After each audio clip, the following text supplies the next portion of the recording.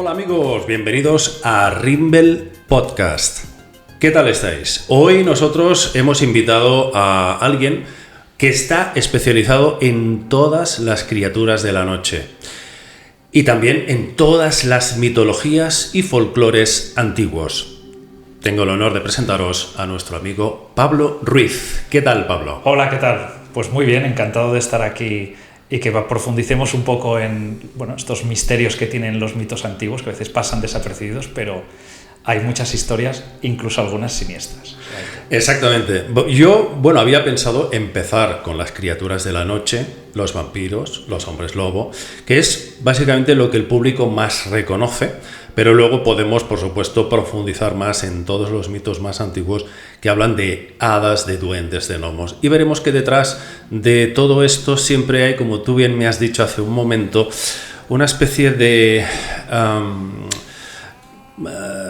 forma de manipular todo esto como de forma despectiva, considerándolo cuentos intrascendentes, cuando quizás haya en el fondo de todo algo de real, ¿verdad? Eso es, sí. De hecho, una vez investigas, claro, sin prejuicios, hay que dejarlos a un lado, lo investigas igual que si investigaras biología, química, lo que tú quieras, utilizas el mismo método científico y te das cuenta, con esta frase a veces tan mañida, de que algo tiene que haber, ¿no? De que al final es un principio que se va repitiendo con pequeñas variables a lo largo de toda la historia de la humanidad. Tiene que haber un pozo. Esto no puede salir de la nada. No puede salir de, digamos, una imaginación enfermiza de alguien que ha inventado esto. Bueno, la verdad es que Pablo, aparte, básicamente es abogado, que presentó incluso un doctorado, ¿verdad? Una tesis doctoral. Eso es. Y claro, la pregunta es lógica. ¿Cómo un abogado como tú pues se mete en camisas de once varas, digamos, en temas que, se podrían considerar como de fantasía, ¿no? ¿Qué es lo que te llevó a contemplar con esta curiosidad que te caracteriza todos estos temas? Porque, fijaos, los libros que publica, cómo se toma en serio todo esto, cómo lo analiza. Hombres lobo, guía de los seres mitológicos españoles, o sea, te has especializado en todo el folclore ibérico. Sí, especialmente, sí. Claro. Y que es impresionante, Gigantes tras las huellas del pueblo antiguo. Como veis, aquí estamos ante alguien experto verdaderamente. Tenemos la ocasión de poder hacerle las preguntas que siempre hemos deseado con relación a estos temas. ¿Qué te llevó a todo esto?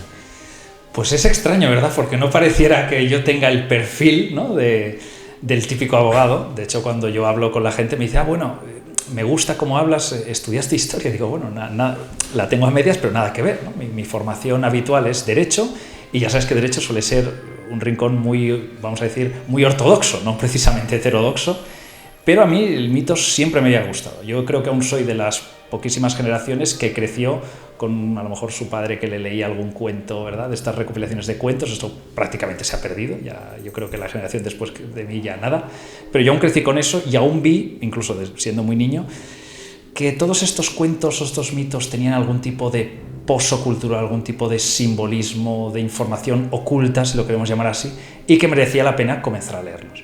Entonces, desde muy niño comencé a leerlos hasta el punto de que comencé a publicarlo, y ha habido un momento en que casi hay ese desdoblamiento que tenía antes entre la parte jurídica y la parte de investigación. Pues conseguí mezclarlo de alguna manera y salieron estos libros que en el fondo son de investigación y que algunas cosas mitológicas me han ayudado mucho para entender, por ejemplo, cosas de mi tesis doctoral. Al final he conseguido unir estos dos mundos, pero nació como una especie de hobby. Lo que pasa es que como soy obsesivo con todo lo que hago, el hobby acabó suplantando al Pablo investigador. Ahora ya no hay un Pablo investigador y un Pablo de duendes, es el mismo Pablo, ¿no? Exacto. O sea que todo esto nace de un hobby. Sí, especialmente era el típico, igual que a otro le gusta ir a esquiar, imagino, cosas así, pues lo mío era meterme en este mundo, hasta que descubrí, casi de sorpresa podríamos decir, después de haber leído muchas mitologías del mundo, descubrí la ibérica, me di cuenta de que tenía un pozo cultural importante, pero aparentemente desconocida en el 90% de la gente que le preguntaras. Incluso académicos no parecía que conocieran la mitología ibérica. Incluso gente que decía, yo soy experto en mitología o yo trabajo de antropología. Tú le decías, ¿usted sabe de Mari? Por decir, un ser mitológico. Decía, ¿quién es? Y yo, ostras, tenemos un problema. O sea, todo este pozo que ha prácticamente desaparecido. O sea, si ya no es conocido por los propios expertos del tema, entonces significa que prácticamente es un fósil, que hay que desenterrarlo, que hay que hacer arqueología. Yo a veces digo de broma que yo no soy investigador, ¿no? Soy investigador de la universidad, aquí lo que soy es una especie de arqueólogo mítico, porque cojo cosas que prácticamente son un fósil, que han desaparecido, y las devuelvo a la vida, porque nadie lo ha conocido y digo, oye, ¿sabéis que aquí hay? Bueno, pues en vez de encontrar un hueso, pues yo encuentro un mito. Un mito.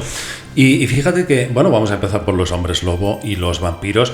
¿Qué pasa que son tan internacionales? ¿Están en todas partes los hombres lobo y los vampiros? Eso es, además, por ejemplo, si dividimos, ¿no? Si el fenómeno de los vampiros es muy, pero muy antiguo. A veces yo creo que nadie es consciente de lo antiguo que es. Ojo, siempre y cuando, claro, no juzguemos el mito del vampiro como las películas modernas.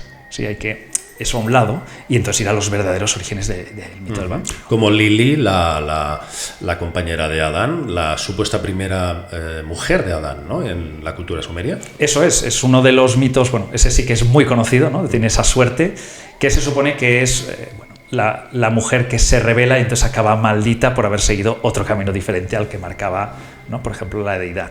Y curiosamente, en algunas representaciones de esta mujer vampiro se da a entender que es como una especie de mujer pájaro. Esto vamos a encontrar mucho, ¿no? El del vampiro actual, ¿no? Que es una persona bella, ¿no? Pero que se alimenta.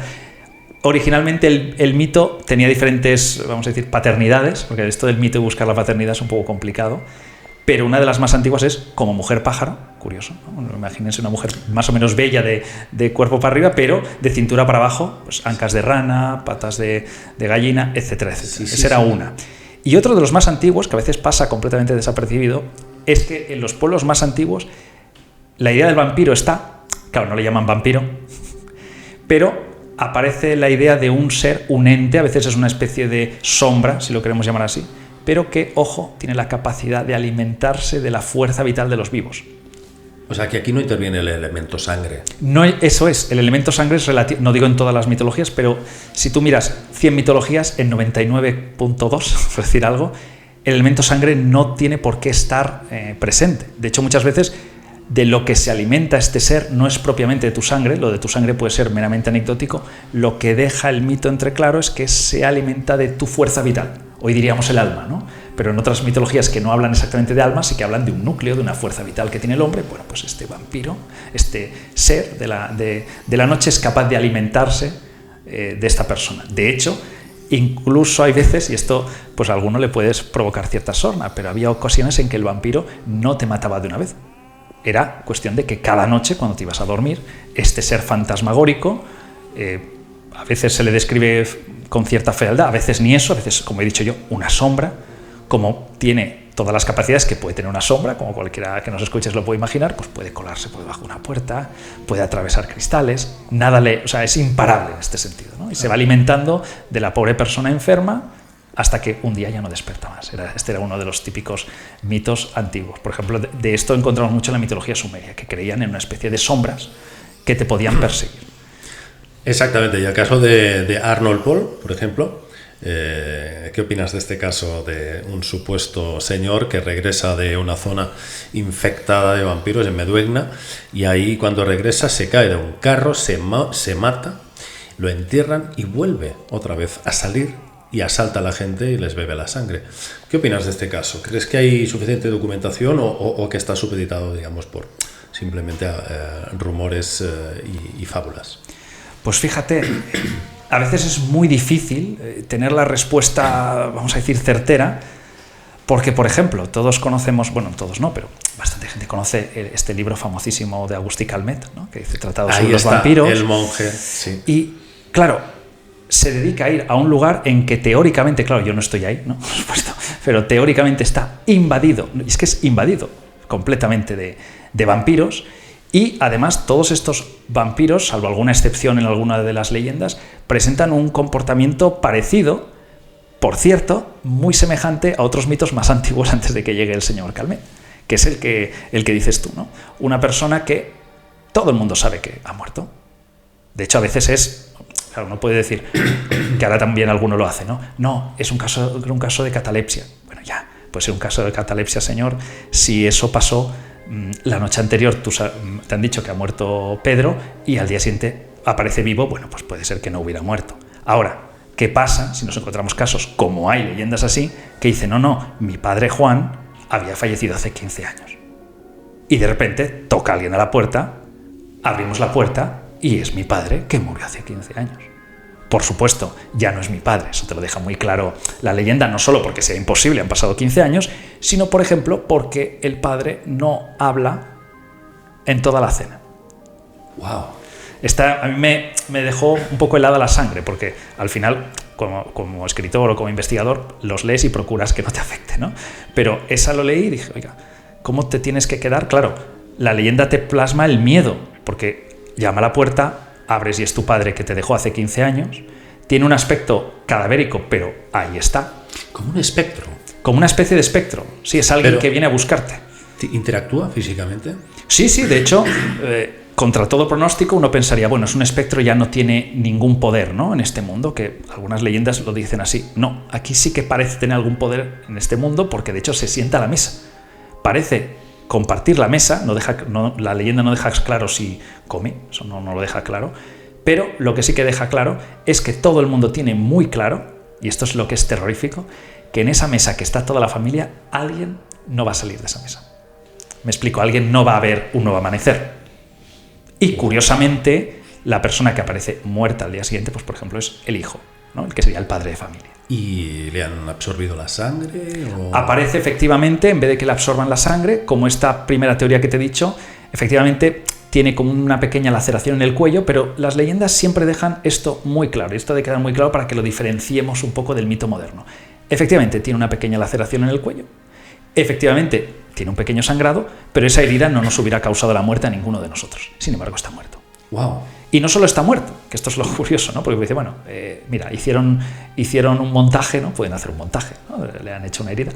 No, el problema es que todo el mundo asegura que estaba vivo la noche anterior, pero ese cadáver parece que lleva muerto semanas. ¡Ostras! Es como la idea de que no solo te ha matado, sino que te ha quitado la vida, te ha quitado la esencia, ¿no? Como momificado. Parecido, Mira, sí. me viene a la mente una película de Tobe Hooper, Life Force, una película del 85 que son como vampiros cósmicos y que absorben la energía vital de las personas, ¿no? Ya lo dice el nombre, Life Force. Y no sé, me recuerda mucho a eso.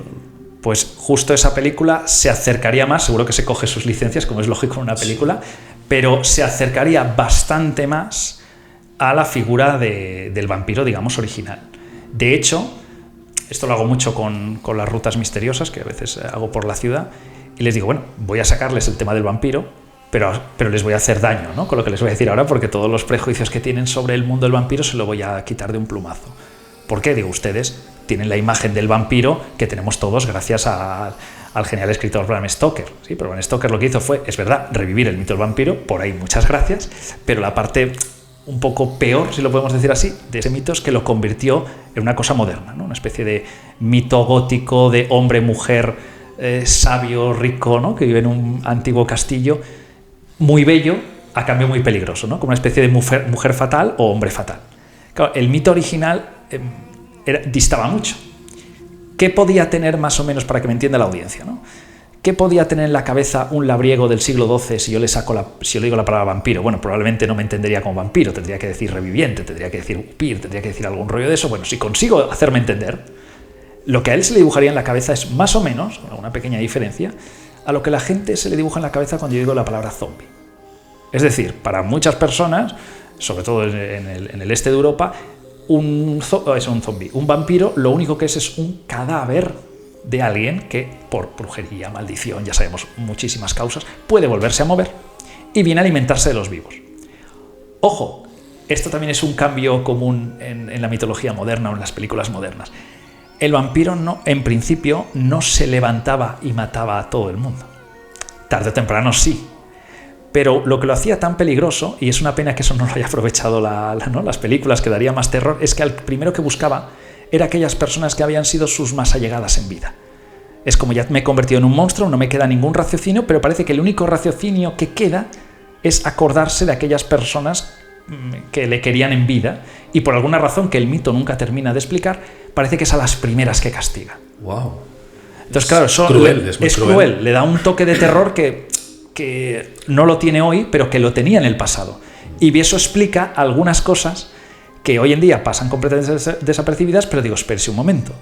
Si usted es una persona del siglo, está completamente convencido de que su padre ha muerto de una enfermedad que provoca el vampirismo, ojo, que eso también se ha perdido prácticamente, pero hoy, si yo te digo, ¿cómo te conviertes en vampiro? Pues tú pensarías que es por una mordida.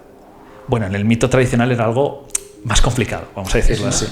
Más complicado, de hecho, bueno, tristemente la tuberculosis, que durante gran parte de la historia de la humanidad se ha llevado cientos de miles de personas, hay un momento en el siglo XIX que es especialmente cruel en gran parte de Europa y en Norteamérica, ¿no? Bueno, pues en algún momento, no sé muy bien cómo, el mito del vampiro y toda la mitología asociada al origen de la tuberculosis cruza. Y entonces comienza a circular la idea de que si un familiar tuyo muere de tuberculosis, hay cierta posibilidad de que vuelva a este mundo como un segundo castigo, como vampiro. Y este vampiro no solamente se alimenta de los vivos, sino que puede transmitir la tuberculosis. Con lo cual, el miedo de aquella familia enterrando al pobre Pepe, por decir un nombre, era terrible. Tan terrible que las prácticas para librarse de los vampiros ya no era un sonajero, porque claro, es alguien que puede venir a exterminar a toda mi familia y ya no necesita tocarlos, porque su hálito será venenoso.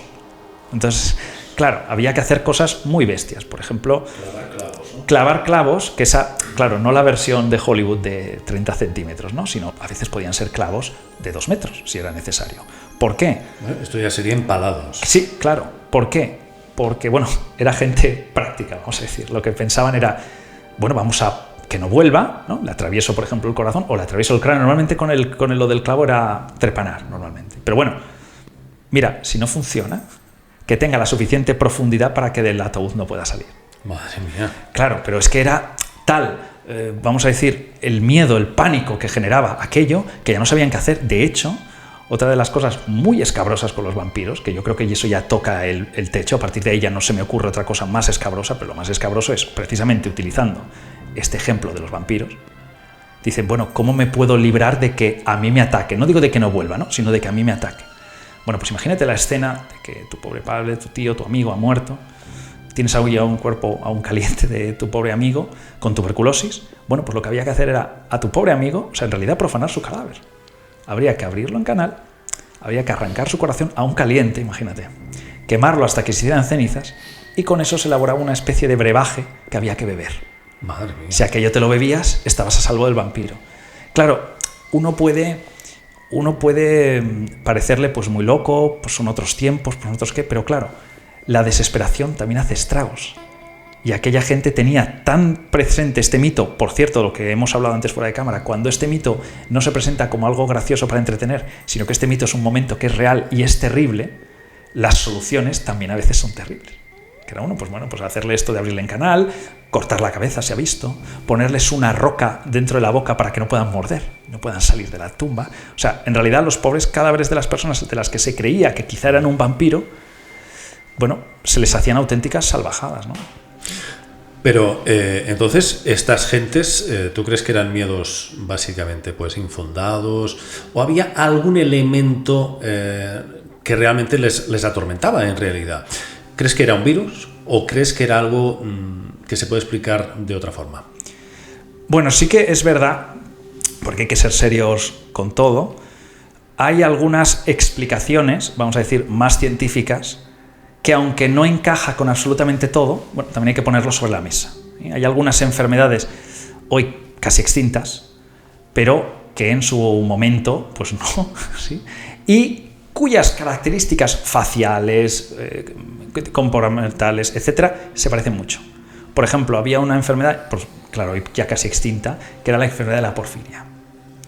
Claro, la enfermedad de la porfiria, es verdad que, como siempre nos va a pasar lo mismo, con los mitos. Si la audiencia lo escucha, va a decir, me cuadra solo en un 80%, Pablo.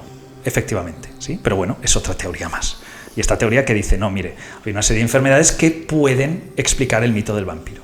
¿Qué pasa con la porfiria? Lo que pasa con la porfiria, por culpa de mala alimentación, productos, te puedes imaginar en qué estado, lo que le pasa a la persona es, primero, que tiene una falta de hierro total, con lo cual se vuelve anémica, y no solo anémica, el aspecto es cadavérico.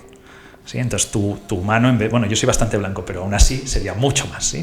Prácticamente se me ven las venas. el aspecto tal. Otra cosa que pasa, y que curiosamente es la descripción de un vampiro, al menos la parte más moderna, es lo famoso de siempre en las películas, ¿no? De que se les ve mucho el colmillo. La porfiria lo que hace es que como pierdes mucha carne, mucha piel de por aquí y la encía se te inflama, parece que tengas los dientes enormes, pero en realidad lo que tienes es la encía inflamada, totalmente roja, si sonrío. Entonces parece que acabo de morder a alguien, parece que llevo todo lleno de sangre. Y luego otra cosa curiosa, que esto sí que nos ha llegado hasta el día de hoy, que es el tema de que los vampiros rehuyen el sol, ¿no? Bueno, pues resulta que, claro, la piel, imagínate en qué estado está por padecer esta enfermedad, cuando te da el sol te pueden salir pequeños sarpullidos. Obviamente no te deshaces como en las películas, ¿no? Pero si tienes porfiria, te pueden salir pequeños sarpullidos porque el sol te abrasa más que en una persona normal. Claro, sería la única enfermedad que reuniría todos los factores y síntomas del vampirismo, ¿no? Pero no se puede explicar todo por eso. No, claro que no. Ese es el problema que siempre encontramos, ¿no? Hay la vía de yo me lo creo todo y luego hay la vía de yo lo niego todo. Pero es que ni el yo me lo creo todo ni el yo lo niego todo termina de encajar, ¿no? Hay un término medio. Hay un término medio. El yo me lo creo todo, a veces dices, bueno, tú no me puedes explicar según qué cosas, tú no me puedes demostrar empíricamente lo que te he dicho del padre, ¿no? Tú no estabas ahí, tú no tenías una cámara, ¿no? No me puedes demostrar. Además, tendrías que dar veracidad a todo el submundo que entraña también que existan los vampiros, ¿no? Que existan más allá, que existan los fantasmas, todo eso. Yo no lo puedo probar. Lo que puedo probar es, pues efectivamente, lo que decíamos, ¿no? Un montón de testimonios, o llámenlo como quieran, a lo largo de toda la historia, en siglos completamente diferentes, ojo también, en personas de cultura muy diferente. Porque a veces siempre se ha achacado, bueno, esto es como había mucha población analfabeta, digo, no se equivoque. Algunos de los que más se creían eran personas perfectamente formadas, al menos con los criterios de la época. Exacto. Y sucede lo mismo con los hombres lobo, es decir, también difieren mucho de la visión que tenemos hoy en día, ¿verdad? ¿El hombre lobo clásico cómo es? Pues mira, el hombre... Esto a mucha gente pobre les voy a fastidiar, porque, sí. Ojo, a mí también me gustan algunas de esas películas, pero bueno, a veces tienes que matar a tus amigos, ¿no? En este sentido, ¿no? Que son tus películas favoritas, pero si pusiéramos un ejemplo de cómo no es un hombre lobo, pues si alguien ha visto la mítica saga de películas de Underworld, eso no es un hombre lobo en absoluto. ¿Por qué? Porque originalmente el convertirse en hombre lobo no era algo tan espectacular.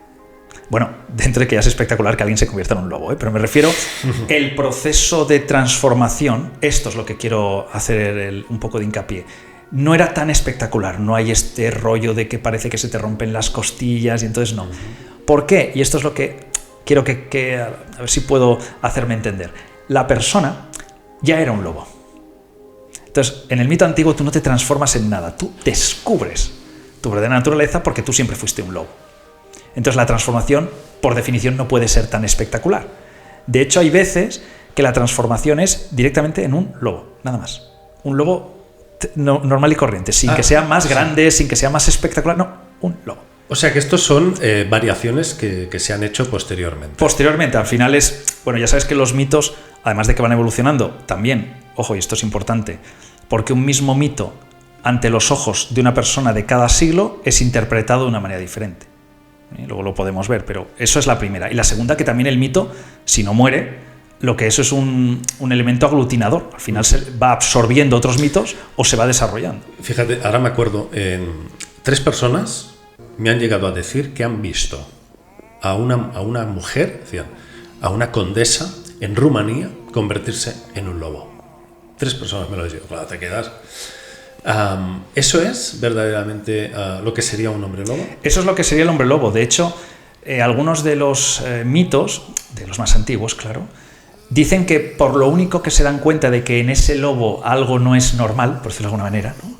Es porque a lo mejor tiene un color ligeramente rojizo, o a lo mejor tiene una parte de la cara y tiene alguna mancha especial que difiere de un lobo normal, pero el tamaño es perfectamente el de un lobo. O sea, no es ni un lobo 3 veces más grande, ni gigantesco. Bueno, y por supuesto, en el mito antiguo prácticamente no hay referencias a esta especie de lobo bípedo, ¿no? Que vemos tanto hoy a 2 patas y tal. No. Sí. De hecho, incluso la transformación, mira, para una película que lo hace bien, pues vamos a decirlo. La transformación que mejor he visto dentro de que se toma licencias. ¿Un hombre lobo americano en Londres? Esa es una, Y luego otra es la de, que pobre no les fue demasiado bien, pero es la de Van Helsing. La de Van Helsing, en el momento que aparece el hombre lobo, hay al menos esa primera parte que sí que es cierta. Luego es verdad que hace lo de las costillas, nada.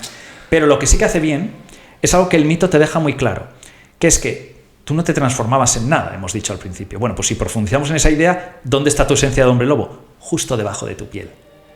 De hecho, a algunos hombres lobos se les llamaba versepelis, es decir, personas, o sea, piel vuelta. Personas que tienen la piel vuelta. ¿Por qué? Porque cuando se querían transformar en hombre lobo, lo que hacían era arrancarse la piel. ¡Wow! Y debajo tenían el pelo, directamente.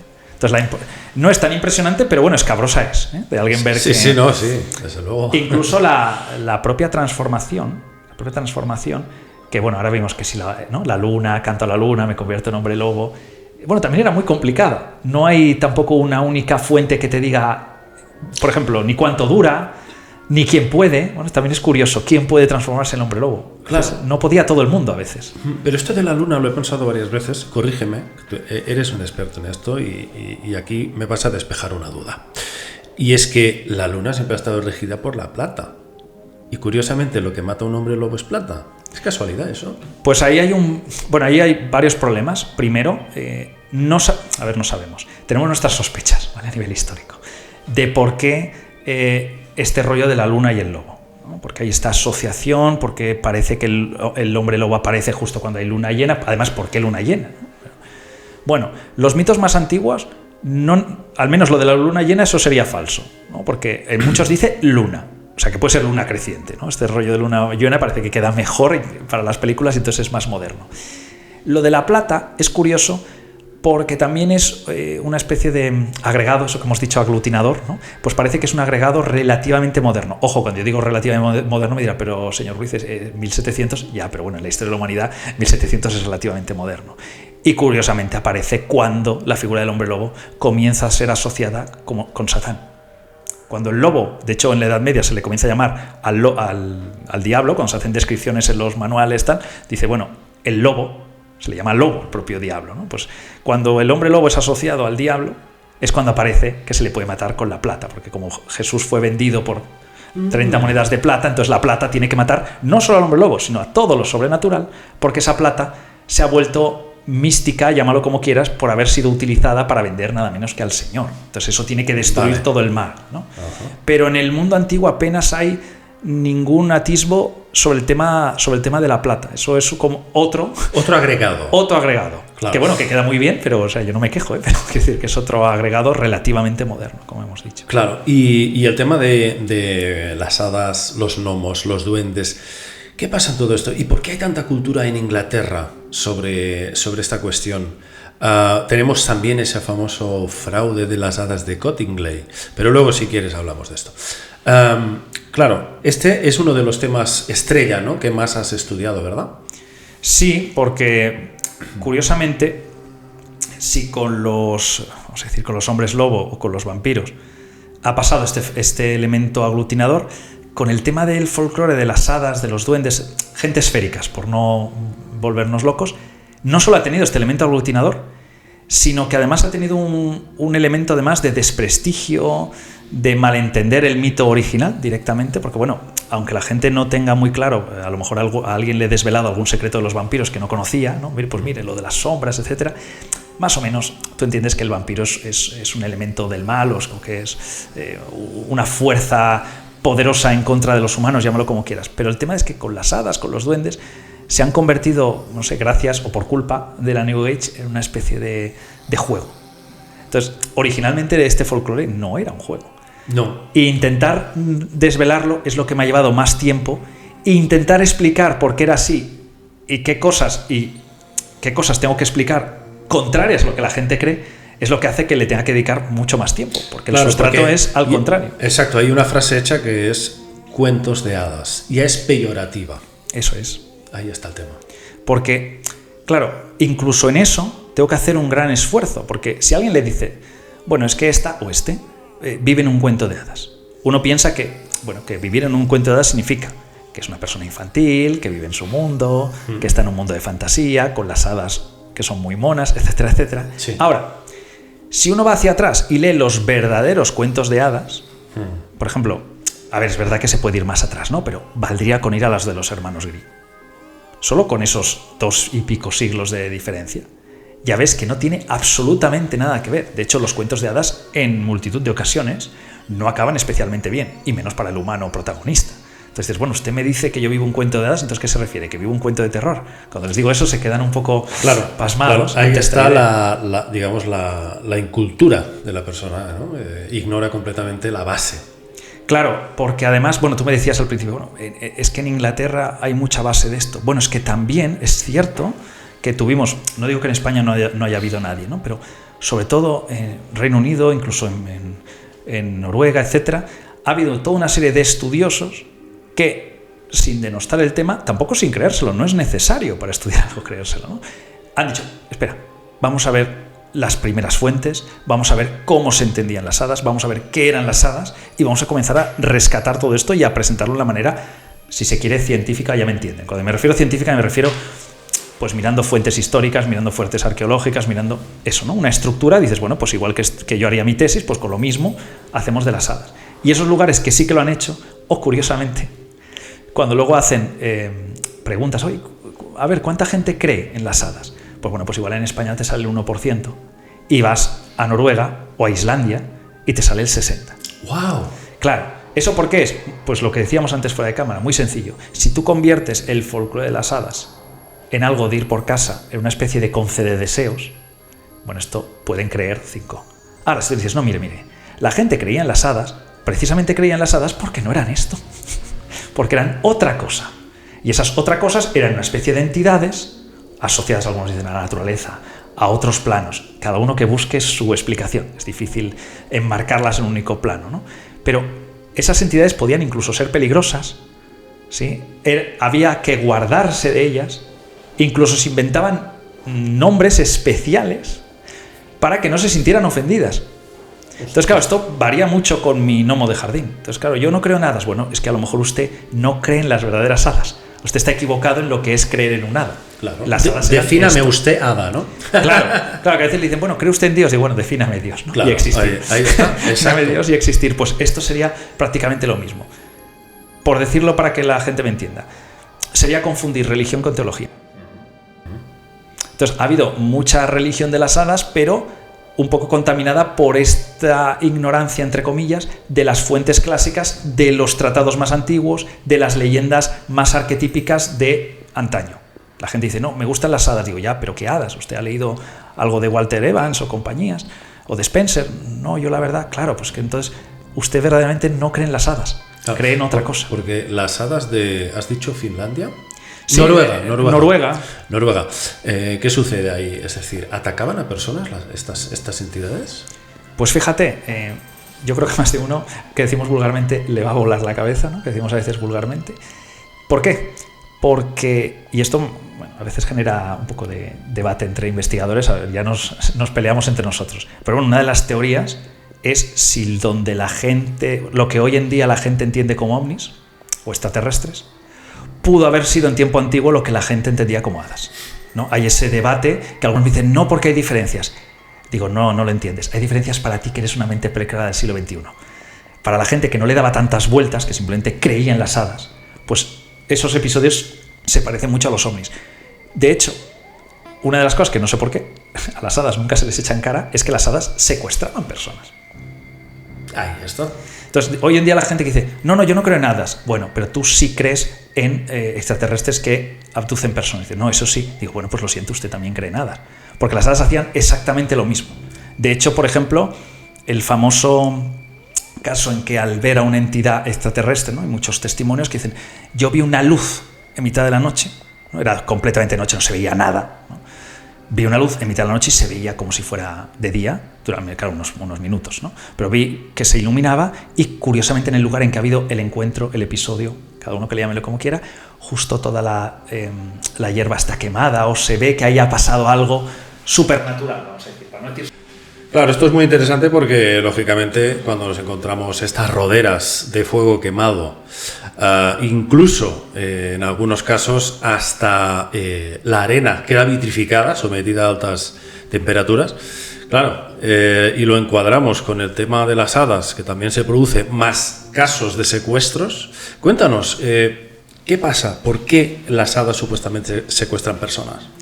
Pues fíjate, vamos a tener otra coincidencia curiosa, porque otra de las... Bueno, hay muchas teorías, ¿no?, con el tema de los ovnis, que dicen, bueno, una de las que más oigo, ¿no?, entre los investigadores, ya no los contactados, ¿no?, me refiero a los que investigan el tema, es que dan a entender que estas razas necesitan nuestro código genético para algo. Nunca dicen exactamente para qué, pero bueno, parece que nos necesitan. Curiosamente, alguna de las tradiciones de las hadas también dice eso. Dice que las hadas son una especie de raza, por supuesto, las que tratan la hada como raza, las que le tratan como espíritus ya sería otra teoría, pero las que le tratan como una especie de pueblo antiguo, por eso utilicé lo de pueblo antiguo para gigantes, las que tratan el mundo férico como una raza antigua, lo que dicen es que sí, es una raza que estuvieron mucho antes que el hombre, antes de los hijos, a veces ponen de los hijos de Adán, ¿no?, que queda un poco poético, antes de que vengan los hijos de Adán, pero que esta raza por alguna razón no goza, tiene todo el poder, todo lo que ustedes quieran, pero no goza del don de la fertilidad. Parece que el don de la fertilidad es un regalo de los dioses a los hombres, ¿no?, y que el resto de criaturas no lo tiene tan desarrollado. Entonces, han pasado tantos milenios que la raza de las hadas se muere. Entonces, parece que quedan, en el caso de las hadas, muchas más hadas que hados, aunque haya, pero parece que hay muchas más hadas. Entonces, la idea es, bueno, secuestramos humanos, ojo, y contra su voluntad tenemos encuentros, vamos a llamarlo así, para podernos reproducir. Pues casi idéntico a los relatos de abducción, los episodios de abducción, en que siempre se habla de estos grises, esta serie de entidades insectoides que son los que estarían detrás de los grises y que demandan material biológico para experimentar, siempre genéticamente como desprovistos de algo que necesitan de nosotros, ¿no? Sí, es que el paralelismo es brutal, porque además, como he dicho antes, que cada mente interpreta un mito, ¿no?, con su cosmovisión actual, ¿sí?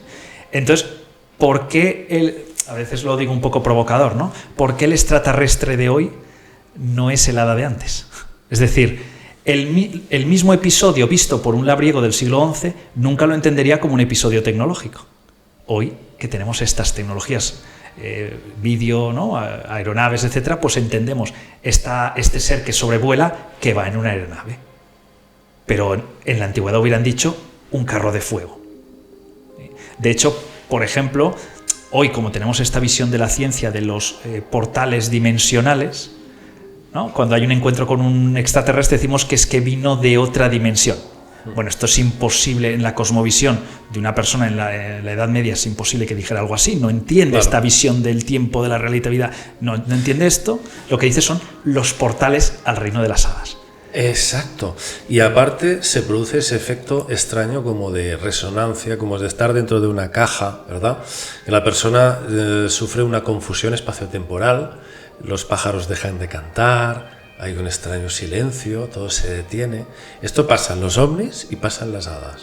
Sí, completamente. De hecho, uno de los problemas porque me dicen, bueno, todo es tan bueno para investigar las hadas. No, todo no es tan bueno. ¿Cuál es la parte más difícil como investigador? Voy a decir agnóstico, yo no soy escéptico, ¿no? Ni condeno ni no condeno. Bueno, ¿dónde me encuentro el mayor problema?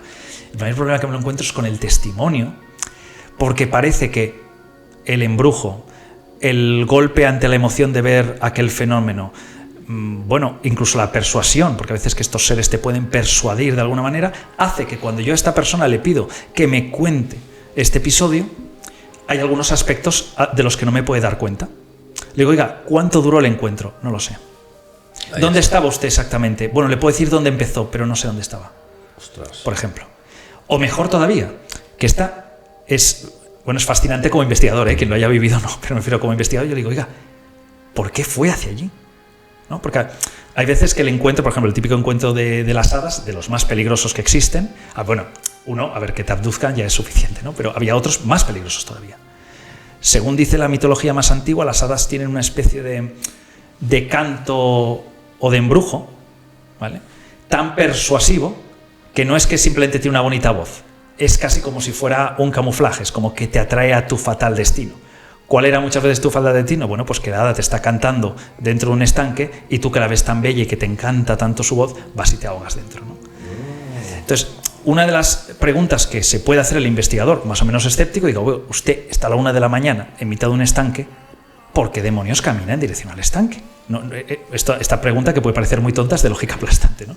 Pues lo que te suelen contestar es, no, si mi mente me decía que era peligroso, pero yo no podía detener mi paso. Entonces, una de las teorías que digo yo, más provocadoras, es que en el fondo el hada es como si fuera un depredador. Exactamente. Hay ese modo de persuasión y luego está también en las sirenas, que también cantan a los marineros y los inducen a ir hacia ellas y a veces se ahogan.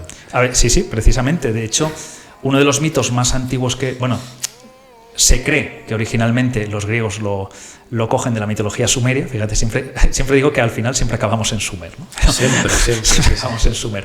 Pero bueno, si no queremos ir a Sumer y queremos ir simplemente a la antigua Grecia, además de que la imagen de la sirena era grotesca, porque era una especie de... Se parece a la arpía, tiene la mitad del cuerpo antropomorfa, la mitad posterior como una especie de ave. Y bueno, lo que hacían directamente, como bien has dicho, era cantar a los hombres que no podían librarse del influjo de ese canto. Y lo que hacías es que querías ir, te estampabas contra las rocas, contra el acantilado, y ellas, ojo, ni te secuestraban nada, devoraban tu cadáver. O sea, hemos pasado del hada concede deseos a un hada que, algunas parece que incluso antropofagia.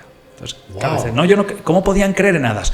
Bueno, es que diantres con las hadas, ¿no? O sea, hay todo este abanico de hadas. Hay algunos casos de hadas buenas, pero a mí lo que me fastidia es que hay que ponerlo todo en un coral más grande.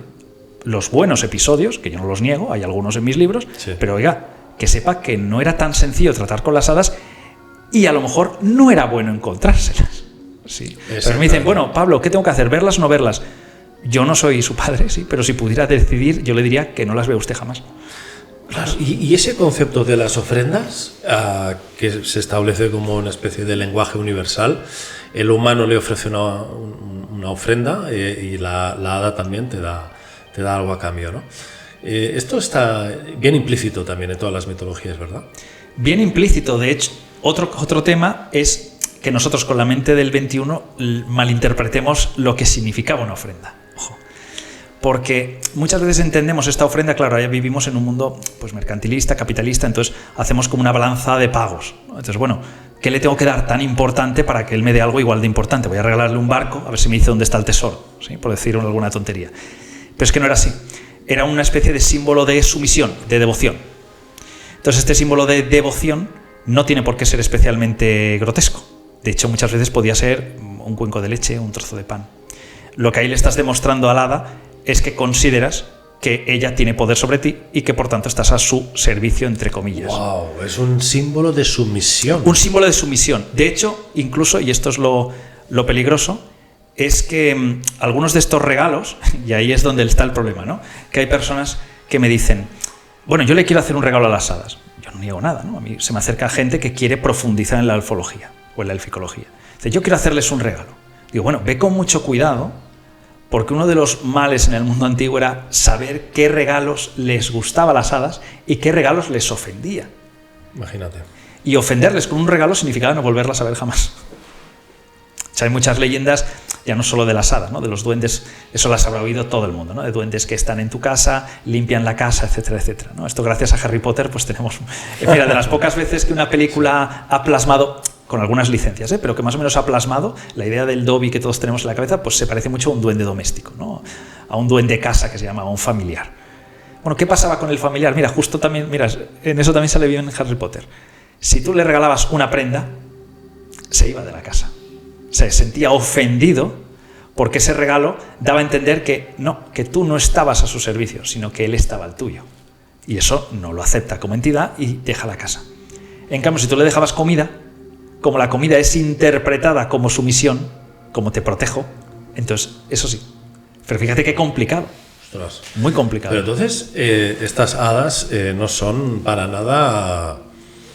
Lo buenas que se ha querido hacernos creer. No, que bastante maliciosas. Bastante maliciosas. De hecho, hay una cosa que incluso los que creen que todas las hadas son buenas, podemos tener esta discusión, la he tenido con varias personas, hasta que hay un punto que ya no me pueden contestar. Y el punto que tú no me pueden contestar, yo les digo, vamos a ver, si tan buenas son, porque hay una serie de objetos mágicos, normalmente medios secretos, etcétera, etcétera, que tú puedes llevar en el bolsillo o contigo para que en el reino de las hadas puedas descubrir si están mintiendo. ¿Por qué necesitas protegerte de la mentira de nadie si son tan buenas? Claro. Si son tan buenas, ¿por qué te manipulan? Bueno, pues te manipulan porque incluso las hadas que serían buenas, muy entre comillas, también son interesadas.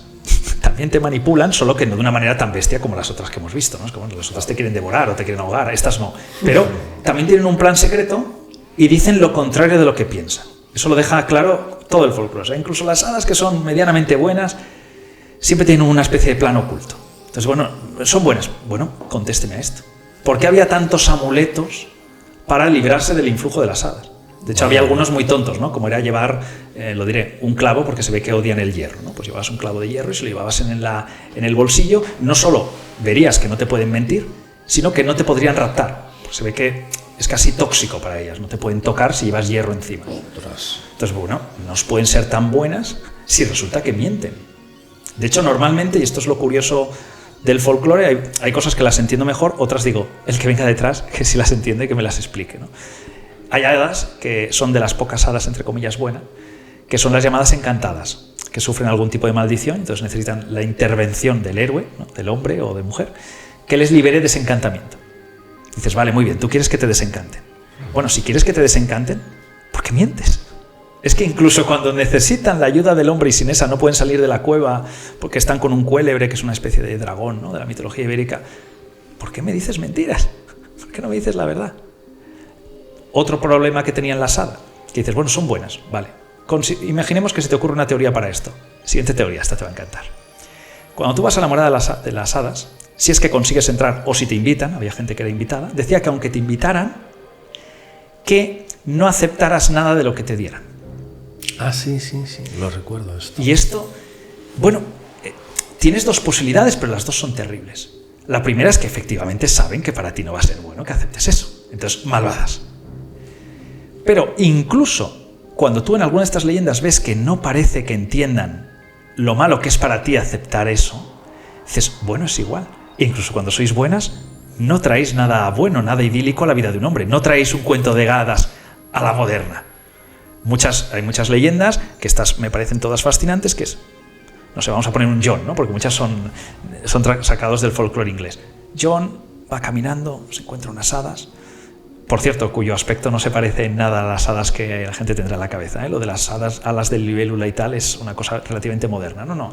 Imaginen ustedes una mujer muy blanca, blanquecina, reluciente, transparente, con buena voz, ¿sí? Una voz esa que hemos dicho casi de embrujo, que te dice, ven conmigo al reino de las hadas. Bueno, claro, él va. ¿Cómo no va a ir? ¿No? Esto es maravilloso, tengo que seguir. Bueno, pues entra en el mundo de las hadas y ahí está en una reunión con ellas, cuando a su juicio ha estado con ellas de, bueno, me lo puedo permitir, he estado 3 o 4 días, pero ya tengo que volver a mi mundo, ¿no? He comido de su comida, he bebido de sus elixires fantásticos que tienen, me tengo que ir a mi mundo. Bueno, pues consigue convencerlas de que se tiene que ir o directamente se escapa. Cuando vuelve al mundo de arriba, para su sorpresa, nadie le conoce. Nadie le conoce. De hecho, las que son más tristes son que él va a donde era su casa. Imagínate que nos pasa a nosotros, ¿no? Ahora nos dicen, ven con nosotros las hadas, y cuando volvemos, tú llamas aquí a la puerta pensando que encontrarás a familiares y lo que encuentras es a alguien que no te reconoce. Entonces dices, pero ¿qué haces en mi casa? ¿No? Lo primero que te saldría es ¿qué haces en mi casa? Claro. Y la persona te dice, no, ¿por qué vienes tú a la mía? Entonces ahí, bueno, ¿dónde estoy? Wow. Y esa persona se da cuenta cuando comienzan a hablar de que ese no es ni su tío, ni su amigo, ni hoy diríamos un ocupa, ¿no? Por desgracia, ni un ocupa. No. Ese es su nieto. Wow. Y dice, ya entiendo.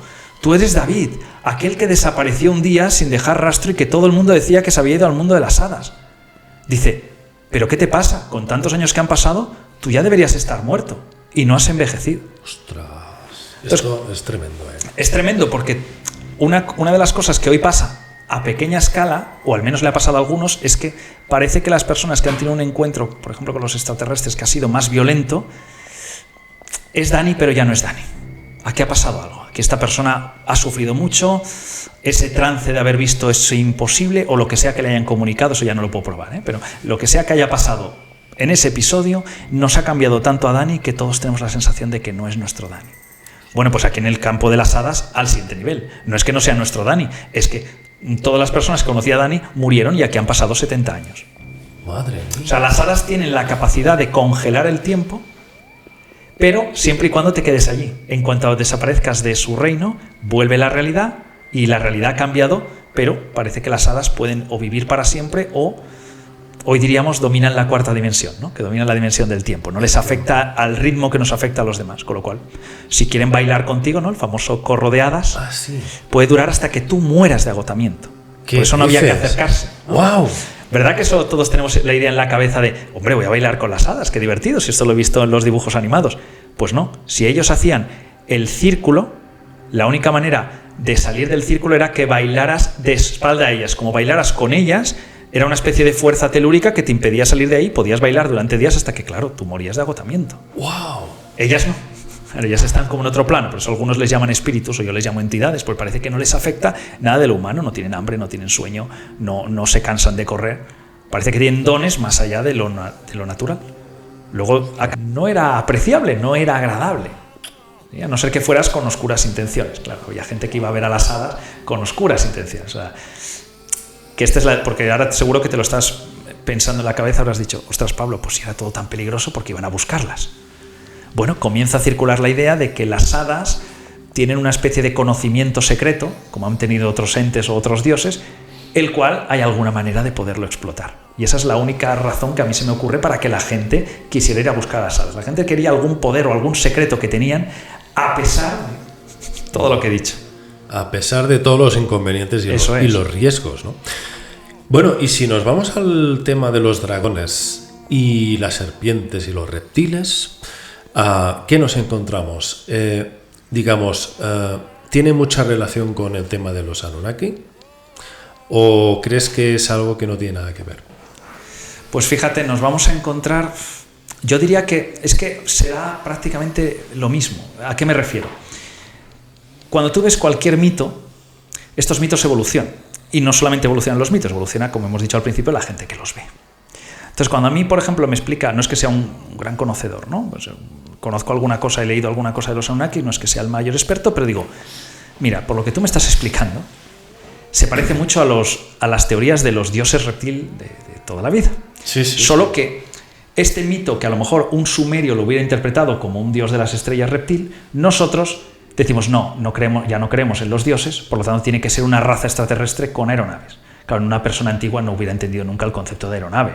Entonces, para ellos hubieran sido dioses. Y este fenómeno, que parece una obsesión, la verdad, en casi todos los mitos antiguos, de un pasado reptil, está.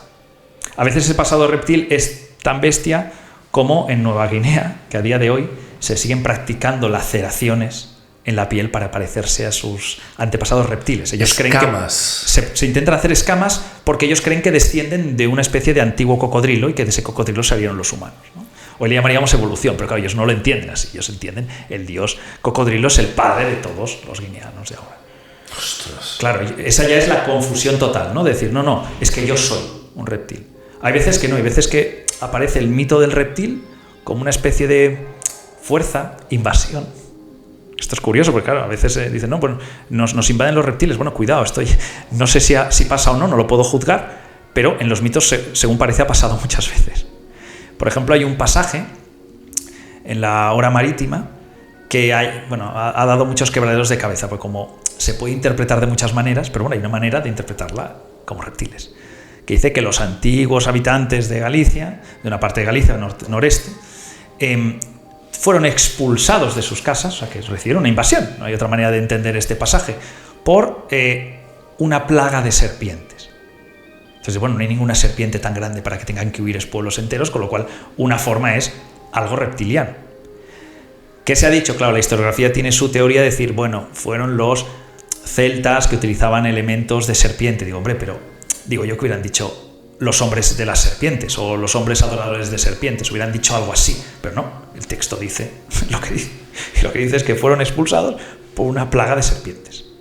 A veces este fenómeno, ¿cómo lo diríamos? Porque a veces lo de los Anunnakis se dice, bueno, de algún modo estaban ahí, pero podían interceder en el devenir de una comunidad. Esto queda muy claro, ¿no? Muchos seres que de algún modo intervienen, cambian lo que esa comunidad puede hacer.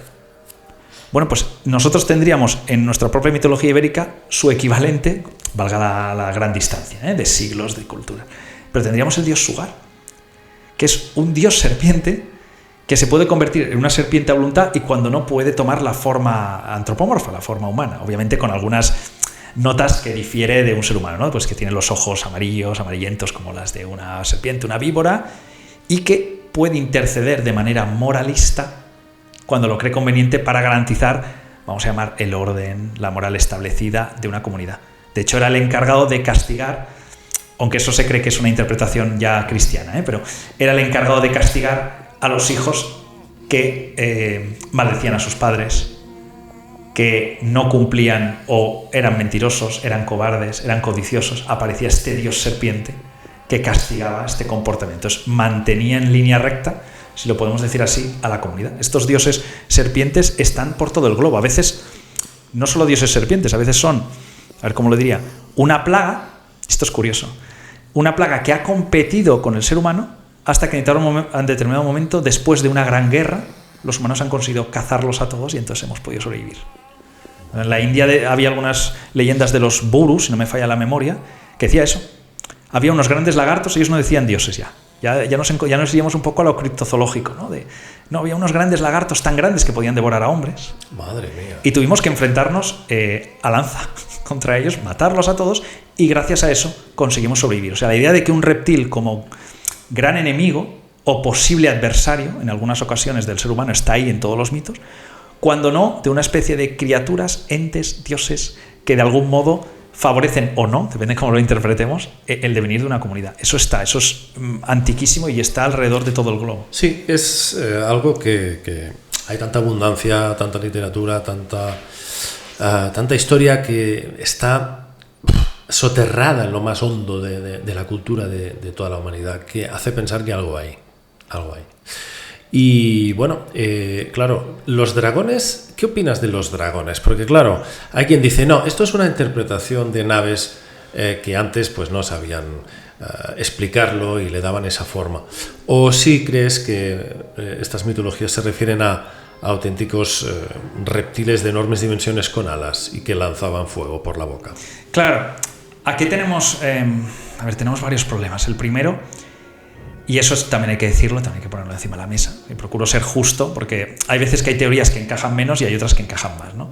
Una de las teorías históricas, completamente científicas, esto ya nos vamos completamente del mito, lo que nos estaría diciendo es, no, mire, estas personas lo que les pasó es que hallaron restos óseos de los antiguos dinosaurios y eso les hizo que malinterpretaran aquellos huesos, ¿no? Tú también lo entiendo, porque tú ves el tamaño, pues dices, bueno, esto tenía que volar, esto tenía que destruir ciudades, ¿no? Esa es una teoría. Lo que pasa es que es cierto, para todos aquellos que sean más románticos, ¿no? Yo creo que un dragón podía existir, que en realidad, igual en la criatura del dragón es complicado, pero todas esas características en mamíferos o en animales relativamente arcaicos sí las encontramos. O sea, la idea de que algo expulse fuego o equivalente a fuego, cuidado, no es tan rara. O sea, hay animales que pueden regurgitar una especie de vómito, para que nos entendamos, que es corrosivo y que puede parecer que lo derrite todo como si fuera un fuego. Uh-huh. Hay un tipo de langosta, no me fallará el nombre ahora, pero bueno, luego lo podéis buscar. Hay una que puede como disparar, pero es que hay otra que va peor y otra que puede hacer como una pequeña llama. Claro, es que si tuviésemos la mosca en gigante, regurgita un ácido por la boca para disolver el alimento. Entonces, no es tan raro. No es tan raro. Es verdad que, como todo, ¿no?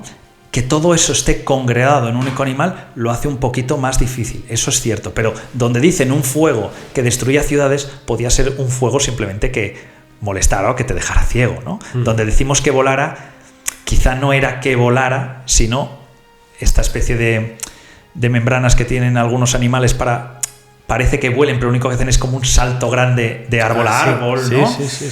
Se podría interpretar de este modo. ¿Por qué digo esto? Y no quiero hacerme yo mismo de defensor y de abogado a la vez, ¿no? Pero el tema es que algunas de las criaturas que creíamos imposibles nos las hemos encontrado. Es que cuando dijimos que el calamar gigante durante siglos se negó, era esto un cuento vikingo, y es que eran los griegos que tenían mucho miedo, tal. Es que estaba. Obviamente no de los tamaños que imaginaban los griegos, pero bueno, 10-12 metros no está mal para unas embarcaciones. Claro, que la gente dice, ¿y el Kraken no era tan grande? Digo, un momento, que esta gente iba con una barquita de pesca que si le empujabas así se caía, y acaban de ver un ojo tan grande como 2 veces mi cabeza en el agua. Entonces, ¿un Kraken vamos a morir todos? Bueno, probablemente no, pero demuestra un bicho de 10-12 metros. ¿Podía haber lo equivalente a un dragón? A un dragón. Obviamente, no tan grande, no grande como una montaña, no que vuele por los cielos y destruya, ¿no?, toda la ciudad de Tarragona, no, pero una especie de reptil, para que nos hagamos una idea, un reptil que fuera 2 veces más grande que el dragón de Komodo, a una tribu prehistórica ya la pondría en peligro. Porque de hecho el dragón de Komodo ya de por sí ya es peligroso, ya tiene esa mordida, curiosamente, también ponzoñosa. Del dragón, ojo, rara vez mataba por su fuego o por su mordida. Los relatos más antiguos dicen que el dragón mataba porque su propio hálito era venenoso. Era venenoso. Su respiración, estar cerca de su respiración te mareaba, incluso una exposición prolongada causaba la muerte. Su sangre, o sea, hay muchas leyendas que siempre acaban, ¿verdad que hemos dicho que el cuento de hadas suele acabar muy mal? Bueno, pues lo equivalente del cuento de hadas con el dragón es el intrépido héroe, ¿no?, bien armado con una armadura normalmente mágica, una espada capaz de atravesar a este dragón. En época cristiana consagrada, antes de consagrada, pues sería un arma de los dioses, ¿no?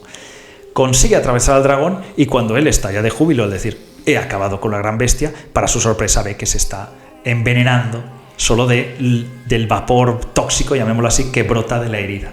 ¡Wow! Y muere. Y muere. Hay veces que es incluso más triste porque en el momento en que la atraviesa, solo de tocar, todo ese veneno sube por la espada y muere al instante. ¡Wow! Entonces, bueno, eran una idea terrible, pero la idea de un reptil ponzoñoso me cuadra más a lo mejor que un reptil que tire fuego. Pero bueno, fuere como fuere, una de las opciones para decir quizá existieron los dragones es entenderlo como una especie de reptil antiguo del que no nos han quedado demasiados hallazgos. Porque bueno, al final, como se sabe, menos de un 1% de los restos óseos de cualquier especie que ha existido nos ha llegado. Como esa especie solamente hubiera existido, me lo invento, 1000 años, no queda nada. Claro. Entonces es un problema, ¿no? Es ese vacío, pero es un vacío que, mirando la biología y mirando cómo podían ser las malinterpretaciones del momento, puede cuadrar. Una especie de reptil que tuviera alguna membrana que la gente viera como alas, que fuera venenoso, cuya herida fuera venenosa, engrandecida por el miedo de no entender de dónde viene ese veneno, podía crear en la mente, sobre todo engrandecido con los siglos, la idea de un dragón que vuela, que destruya ciudades. Ahí me cuadra más lo que te digo, ¿no? Una especie de reptil más grande, pues eso, de lo normal.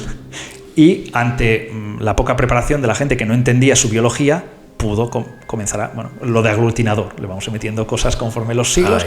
Ya lo hemos olvidado. Claro, mis antepasados sí que se pelearon con él a lo mejor, pero yo que lo he olvidado, me contaban que debajo de una cueva había un dragón gigantesco y a lo mejor era un lagarto de 4 metros, ¿no? Pero bueno, ya daba miedo a mis antepasados. A mí no. Por eso yo lo reinterpreto con algo que me dé miedo. Tiene que ser como una montaña. Ahora que tengo un tanque, ¿no? Necesito una montaña. Cuando tenías una lanza, algo de 5 metros, sí, era peligroso. Y esa mitología también asociada a los reptiles metamórficos, nos encontramos muchos casos, ¿no? Que cambian de forma o pueden parecerse a nosotros. O pueden parecerse a nosotros. De hecho, fíjate, tanto, porque es curiosa, está muy curiosa. Uno dice, por eso al final yo les llamo gente esféricas a todo lo que investigo, porque te das cuenta de que todo parece que está en un mismo árbol. Dices, vamos a ver, pero si hay leyendas en que el hada se convierte en un dragón. Pues hay leyendas en que el hada, que parece tan mona, ¿no? Cuando luego la miras, bueno, esta parte de la leyenda sí que es como más infantil, ¿no? Pero te decía, bueno, ven con cuidado cuando te acerques a una chica que te parezca muy hermosa, haz un poquito así, a ver qué tiene debajo, ¿no? Y normalmente que tenía debajo es que la chica era muy hermosa, pero tenía una cola de reptil gigantesca. Wow. Entonces, bueno, es que es un ser reptiliano, ¿no? Hoy le llamaríamos seres reptilianos. En ese momento no entendían este concepto quizá y decían, bueno, las hadas tienen una oscura naturaleza. A veces las hadas están encantadas y es un dragón el que la tiene custodiada, protegida, secuestrada, depende cómo lo queramos interpretar. Pero el hada y el dragón sale de una. De hecho, es curioso porque uno de los mitos, vamos a decir, más completos que tiene nuestra mitología, de los pocos, porque ya te he dicho que ha llegado muy arqueológico. Bueno, en los lugares en que no ha llegado arqueológico hay una especie de gran deidad que se llama Mari, y que algunos le llaman, en algunas leyendas le llaman como la señora de las hadas, pues parece que todas las gentes gélicas le obedecen, tal es su poder, ¿no? Pues curiosamente, el único marido estable, si lo podemos decir así, porque ya sabes que los dioses lo de estable no. Pero bueno, el único marido con el que está más tiempo es este dios serpiente que te he dicho. Y es cuando los dos se juntan, cuando llueve, cuando cambian las estaciones. Pero fíjate, una mujer hada cambiante asociada a un dios reptil también cambiante que puede convertirse en humano para procrear con nuestra querida Mari. Pero claro, y cuando procrea, como a veces pasa en muchos relatos que dicen, bueno, de seres híbridos de compañía, cuando este ser reptiliano procrea con esta Mari, el hijo que sale con la sangre de Mari, si lo podemos llamar así, es un hijo bueno. El hijo que sale con la sangre del reptil es un hijo que tiende al mal, ¿no? Más cruel, que es cruel como su padre. Ostras. Entonces, fíjate, es que hay una compenetración. Hay veces que los gigantes, por ejemplo, cuando son malvados, cuando se presentan como una fuerza invasora para lo humano, tienen, en vez de pies, tienen serpientes. Imagínate. Y los griegos los llamaban titanes, ¿no? Sí, de hecho, el problema que tenemos, bueno, hay varios, ¿no? Pero uno de los problemas que tiene cualquier investigación o investigador que se sumerge, yo a veces me gusta llamarle se sumerge, ¿sí? Porque es como si te metieras dentro de las aguas y no sabes qué va a pasar, ¿no? Es que la terminología es equívoca. Lo que a nosotros nos importa tanto, porque ya tenemos una mente, claro, cartesiana. Cartesiana, sí. Claro, no importaba en el folclore tradicional. Entonces, hay veces que llaman a todo con nombres distintos y se refieren a un mismo ser o no. Un mismo concepto. O un mismo concepto. Y entonces, la palabra gigante te la usan como titán, por favor, como ogro. Entonces, cuando luego lo miras, dices, pero sí, prácticamente es lo mismo. ¿Cuál es la diferencia? ¿Qué problema hay? Luego a la gente que es muy alta también se les ha llamado gigantes. Tienes ahí un lío increíble. Uh-huh. Ellos lo asociaban, porque fíjate, los titanes son los malos, ¿no? Porque los titanes lo que representan es un fenómeno asociado al caos. A ellos les da igual que haya terremotos. No es que soy titán, a mí que me explicas, ¿no? Claro, es que a veces, bueno, ¿y por qué? Bueno, pues porque ellos están por encima de ese caos, a ellos no les afecta en absoluto, con lo cual, ¿por qué van a querer orden? Y los dioses griegos son los que quieren el orden. Ese orden que dicen, no, lo hacen por nosotros. Bueno, sí, lo hacen por nosotros, pero también lo hacen por ellos. Cuando hay orden, ellos tienen poder. Ellos plantean un mundo dinámico, los titanes plantean un mundo estático, un mundo que debe morir. Entonces los dioses les exterminan. Eso es curioso, ¿no? Y todos estos seres antiguos plantean una disyuntiva. Dicen, bueno, o nos unimos a estos dioses y les servimos, o por desgracia con los otros dioses no podemos subsistir, ¿no? A veces sale la gran serpiente Tiamat. Bueno, cuando está Tiamat la humanidad no tiene nada que hacer. Dice, bueno, vamos a pedirle a Marduk, que no sé si es la mejor opción, pero bueno, al menos podemos estar vivos. Claro. Esa es la idea. Y de hecho, a veces los gigantes, ahí aparecen como gigantes, cuando aparecen como un pueblo, son justo cuando traicionan a estos titanes y se unen a los dioses, que son el caso, por ejemplo, de los cíclopes. Los cíclopes, a lo folclore popular, la gente les podría llamar gigantes igual, son altos, ¿no? Sí, pero de un solo ojo. De un solo ojo, pero se cambian de bando, y como se cambian de bando ya aparecen asociados a un papel civilizador. Son los que le dan los rayos a Zeus, son los que dicen que no necesitan leyes. O sea, se supone que ya están civilizados, no necesitan leyes. Yo como abogado me parece mal, no sé si me parece bien o mal, ¿sabes? Pero bueno, no necesitan leyes. Yo me estaba aquí estudiando Derecho y esta gente no necesita estudiar nada. Bueno, pues fíjate qué diferencia. A veces hay esa confusión. Y uno de los problemas como investigador es que tú intentas escribir unos libros para que se entiendan en el siglo XXI, con cómo nosotros queremos entender estos temas, pero es que hay veces, yo siempre dedico 5 o 6 páginas al principio y decir, oiga, que no, que yo lo voy a intentar, pero que esto no encaja. Sí. Es como si uno al final llegara al convencimiento, solamente eso, de que es como si dos mundos se hubiesen chocado, dos realidades se hubiesen interpuesto, ¿verdad? Sí, tal cual. De hecho, es curioso cómo esta idea de que había, a ver cómo lo podríamos decir, una realidad de las cosas y que de repente ocurre algo, por cierto, completamente disruptivo y que cambia toda la realidad para siempre, está en todas las mitologías. ¿Qué significa?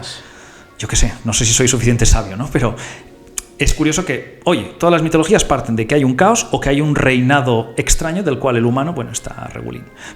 Y de repente pasa algo, o alguien se cambia de bando, hay veces que hay alguien que se cambia de bando, alguien que se apiada de los humanos, etcétera, etcétera. Ahí pasa un elemento disruptivo y entonces estamos en una nueva era que supone que es la que estamos. Y tenemos lo de Prometeo, ¿no? Que los humanos no teníamos nada que hacer hasta que Prometeo decide traicionar a los dioses, ¿sí? Nos entrega el fuego y ese que era un poder tan grande que no debíamos tenerlo, se supone, ya es tarde, ya lo tenemos y con lo cual ya tenemos nuestro camino, se ha abierto una nueva era. Te encuentras un montón de casos así y curiosamente en algunos los culpables o benefactores, depende, son o los gigantes o, como habíamos hablado, de los reptiles. Exacto, siempre hay ahí una especie de mundo que tiene unos conocimientos muy avanzados que nosotros no podemos comprender y que muchas veces parece que no solamente no somos merecedores de tener esos poderes, sino que se intenta que permanezcamos ignorantes, ¿verdad? Sí, de hecho, por alguna razón que a veces el folclore lo deja un poco entrever, pero parece que todos estos seres tienen un conocimiento arcano de algún tiempo pretérito, ¿sí? Siempre ya sabes que el folclore habla de érase una vez o hace mucho tiempo, tiene estas fórmulas, casi son mágicas, podría decir yo. Sí. Pero tienen un conocimiento que está vetado normalmente a los humanos y que ellas tienen y que, por ejemplo, en el caso de las hadas o los gigantes, tienen para siempre y que por más que nosotros avanzamos a nivel tecnológico, si lo quieres llamar así, ellos lo siguen teniendo y nosotros somos incapaces de llegar a eso, ¿no? Hoy en día incluso tenemos algunas herramientas para poder buscar tesoros, podríamos decir, a nivel muy rudimentario, pero bueno, tenemos esas herramientas. Caramba, es que los gigantes ya lo sabían. Exacto. Si les caías bien, si pasabas la prueba, había una especie de prueba iniciática, que esto gusta mucho en el tema del misterio, de los que les gusta la cábala, esta parte del misterio de ser elegido por estos seres o qué tenías que hacer para pasarlo, ahí verían muchísima simbología que a lo mejor yo soy incapaz, ¿no? Yo la simbología que veo es que parece que eligen a alguien y que, a diferencia del cuento de hadas que nos ha llegado hoy, no lo eligen porque sea valiente, lo suelen elegir porque sea persistente, lo pueden elegir, ojo, porque les elija a ellas. A veces que te dicen, ¿me quieres a mí o quieres a este peine de oro? La respuesta correcta es, te elijo a ti. Pero parece que el peine de oro debía estar hechizado o era tan bonito que el influjo hacía que no, el peine. Pues mal, porque la tendrías que haber elegido a ella. Si la hubieras elegido a ella, te hubieras quedado con ella, te hubieras casado con ella, te hubiera dado el peine. Y no solo eso, sino que la riqueza que te hubiera entregado, no sería una riqueza, a ver cómo diría, material, que también, hombre, el peine de oro, pues en aquella época era, si te costaba llegar a fin de mes. Pero el tema es que siempre se deja claro que ese regalo es perpetuo. O sea, a partir de ese momento, tanto tú como todos tus descendientes tienen un don de suerte, vivir sin ningún rastro de enfermedad, todo el bien, hoy le llamaríamos karma, pero ves, ya es una reinterpretación moderna. Pero lo que hoy llamaríamos el karma, lo tiene por el don que te ha dado este ser mitológico, esta hada, te ha considerado digno y entonces todo mi poder, entre comillas, te lo paso, canaliza a través de generaciones y generaciones. De esos hay muchos cuentos en que, mira, tuviste que hacer un montón de historias que te pedí que no eran muy agradables, como ven todos los lunes a tal sitio y no se lo cuentes a nadie. Tal. Llevas así 10 años, no se lo has contado a nadie. Bueno, ¿sabes qué? Pues que sepas que tú y todas tus descendencias siempre seréis ricos y longevos. Un premio. Un premio por esta entrega, ¿verdad? Que al principio he dicho, no, es que las ofrendas era como una especie de sumisión. Pues ¿qué sumisión puede ser? Que tú no contradigas nada de lo que el hada te pida o lo que el gigante te pida. Los gigantes no era así, pero los gigantes a lo mejor era, quiero que me compres carne, porque esto es curioso, ¿no? Pues esta es muy graciosa esta anécdota, pero los gigantes solían acudir a los hombres cuando querían algo de ellos. Y le decían, oye, quiero que cada lunes a las 10 estés aquí debajo de este mismo árbol. Por cierto, será este mismo árbol por años que pase. Este mismo árbol y quiero que me entregues 1 kilo de cabrito o lo que sea. Y él te va a pagar, por cierto, muchísimo más de lo que vale 1 kilo de cabrito. Como si te comprara 50 kilos de cabrito. Una barbaridad. Y aquello era como una oportunidad para ellos, claro. Claro, para ellos es una oportunidad porque, según cuentan, sobre todo el tema de los gigantes, es que ellos no cultivan la tierra, ellos no trabajan, no lo necesitan, parece. Entonces, cuando les apetece algo, pues como parece que tienen el don o de encontrar todos los tesoros de la tierra, que también, o de convertir cualquier cosa en oro, pues te pagó 500 veces lo que vale, ¿qué más da? Pero tú a cambio tienes que cumplir cada vez. Si tú le explicas nuestro trato a alguien, se acabó el trato. Si tú fallas una sola vez al trato, se acabó el trato. Si tú no fallas, este trato puede durar contigo, con tus hijos, puede durar para siempre. Wow. Para este gigante durará para siempre. Esto, claro, desde el punto de vista del derecho sería completamente alegal, ¿no? Pero bueno, ahí lo tienen. Ellos entienden un contrato como un contrato, por cierto, verbal, no se deja por escrito, y es un contrato verbal para siempre. Es increíble. Ad eternum, o sea, no acabaría nunca. Por eso es este conocimiento mistérico, esta realidad completamente paralela que, como dices tú, parece que el humano nunca termina de atravesar. Es como si fuera una puerta que está entrecerrada, ¿no? Sí. Miras así un poquito, puedes entender alguna cosa. Bueno, ¿qué es esto de los tratos? Bueno, parece que les gusta esto, parece que les molesta esto. Pero verdaderamente, ¿a qué pondrías la mano en el fuego? No, que la ponga el de al lado, ¿no? O sea, seguro. Exacto. Bueno, tremendo. Pablo Ruiz, muchísimas gracias por toda esta charla, toda esta cultura mitológica folclórica / mística también. Eso es, sí, un poquito de todo. Porque es toda una aventura conversar contigo, ¿eh? Es toda una aventura y uno queda como, no sé, extrapolado a otra dimensión, ¿no? Escuchándote uno se ve trasladado a otro mundo. Te agradezco mucho que hayas venido y sobre todo la próxima vez nos tienes que hablar un poquito más de los gigantes, de los titanes, de estas criaturas que, esto sí pienso yo, que es innegable que estuvieron. Hay muchos signos de su presencia. Pablo Ruiz, esperamos verte próximamente y espero que te haya gustado estar en Rimmel 35. Bueno, yo encantado y bueno, al final hemos acabado en una aventura mitológica, que siempre digo yo al principio de mis libros, y espero que la audiencia también. A lo mejor alguno ya se ha perdido como los pescadores, ¿verdad?, en nuestras leyendas, pero yo encantado. Y bueno, pobrecitos, que hemos dejado a los gigantes fuera, pero ya les daremos. Le vamos a dar un vídeo puramente, ¿no? Sí, pues yo porque creo que le va a encantar al público. Si hemos dudado sobre si existían o no las hadas, si hemos dudado si existían o no el tema de los reptiles, con los gigantes se vuelve muchísimo más complicado por los testimonios, por los restos óseos, por las ciudades. Bueno, es lo que ahora dicen los jóvenes, un tema. Esto es un tema, yo no entiendo qué quiere decir hasta que me lo explican. Bueno, te refieres a esto. Es un tema. Es un tema, ¿no? Pues efectivamente. Claro que sí. Pues muchísimas gracias, Pablo. Nada, yo encantado, muchas gracias. Y a vosotros, espero que os haya encantado tanto como a mí la presencia de Pablo Ruiz. Un abrazo para todos, amigos, y nos vemos. Chao.